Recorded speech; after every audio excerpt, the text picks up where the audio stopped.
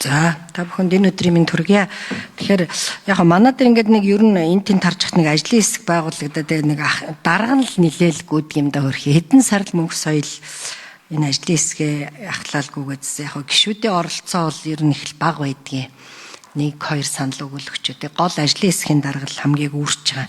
Тэгэхээр одоо энэ их олон сар ажилласан юм дээр нь бид нар саналаа өгөөд гишүүд саналаа бичгээр өгөөд тэгээд тогтоолын төсөл нэмэлт дээр нь оруулаад тэгээд энэ тогтоолыг хурдан одоо батлах зүгээр баха гэсэн саналтай байна. За ер нь энэ нэг хог хаягдал дээр хид хидэн асуудал байгаа юм л да. Нэг нь бол тарифын асуудал байдаг. Одоо жишээлхэд хөвсгөл мөрөнд ингээд ерөөсө хоггүй болчихсон гэд хүмүүс нь юунаас болов гэсэн чинь орон нутгийн тарифа нэмсэн. Нэг өрхөөс сарын авдаг мөнгө нь 10,000 төгрөг гэсэн байхгүй. Тэгэнгүүт тэнд иргэдийн хурлынхан за одоо маргаан гарах болов их гих болов гэсэн чинь ерөөсө иргэд бол маргаан гаргаагүй 10,000 төлөөд ингээд хотол хоггүй болсон. За сая сонгон харихныг асуусан 8,500 авдаг юм байна. Зарим дөрөв бүр 2,500 байсан шүү дээ. Яаж нэг айлын хогийг бүтэн сар тэйчээд 3-4 төгрөг авах юм чи хүрэхгүй байхгүй. Тэгэхээр энэ тарифыг бол нэмэх асуудал дээр маш сайн ажиллах хэрэгтэй гэж үзэж байна. Хоёрдугаарт энэ жишг сум гэдэг нэг төсөл гарсан шүү дээ. Хогны асуудал дээр хишиг өндөр сум. Тэрэн шиг жишг хороо гэдэг нэг ийм төсөл хэрэгжүүлэх хэрэгтэй. Өөрөөр хэлбэл хүн бүхэн очиод ерөөсө хороо чинь ямар байх юм? Гэр хороолол нь, байшаа хороолол нь ямар байх юм бэ гэдэг нэг ийм жишг зүйл одоо гаргах шаардлагатай. Яагаад тэгэхээр гол хогны чинь объем юун дээр явж байгаа нөхөр ангиллахгүйгаасаа яваад байгаа байхгүй. Одоо жишээлхэд би орон сууцнд амьдардаг. Би бол хогоо бараг ангилж чадахгүй байгаа. Тэгэхээр тийм нөхцөл нь байхгүй.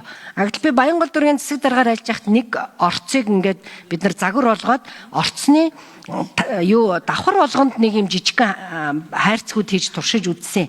Цэвэрхэн нөгөө цаасны хог тэгээ шил тэгэнгүүт хогны объем чи эрс багасчихж байгаа байхгүй. Тэгээд жижүүрүүд нь нөгөө юмаа аваад өөрсдөө тушаагаад жоохон мөнгө олдог. Тэгэхээр англиагүй хогийг одоо авдаггүй болмоор байна. Ямар ч газраас англиагүй хогийг авдаггүй. Одоо хөдөө орон нутагч англиад ачаад нь штэ. Гэтэл хот нь ингээд англихгүй байх. Тэгэхээр энэ бол хогны хамгийн том проблем шүү. Тэгэхээр англихгүй хогийг л одоо бид нар авахгүй байх ёстой гэж үзэж байна. Дээрэс нь энд нэг чухал залт бас мөнх соёл гишүүн оруулсан тэр хогны компаниас сонгодог болёо гэд. Ерөөсөө л одоо энэ хувийн хвшил рүү шилжүүлэх хэрэгтэй. Хогийг.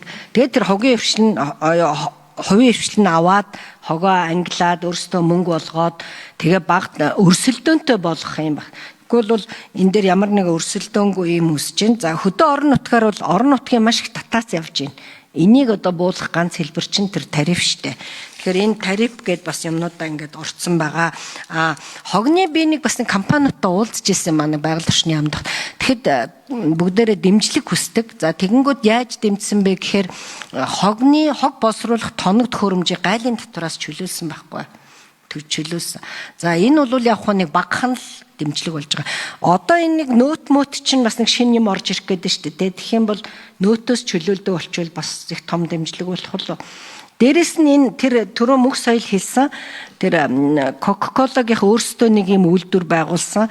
Тэрэнд нь очсон ерөөсөө хүчин чадал нь 20% л байд юм байна. Яа тэр хүмүүс ангилдгүү тэр англиад тэр хог нь олддгүү ч юм уу ингээл бөөнд нь л тэр улаан чулууд дээр авч хайждаг. Тэгэхээр бид нар энэ ангилдгүү хогийг л авахгүй болгох энэ юмыг л эндээ л оруулж өгмөр байна. Тэгээ яг бусдаар бол бүгд саналаа оруулсан. Нэг санал, хоёр саналаа бид нар бас дахиад нэмээд бичээд өгчээ мөнх соёл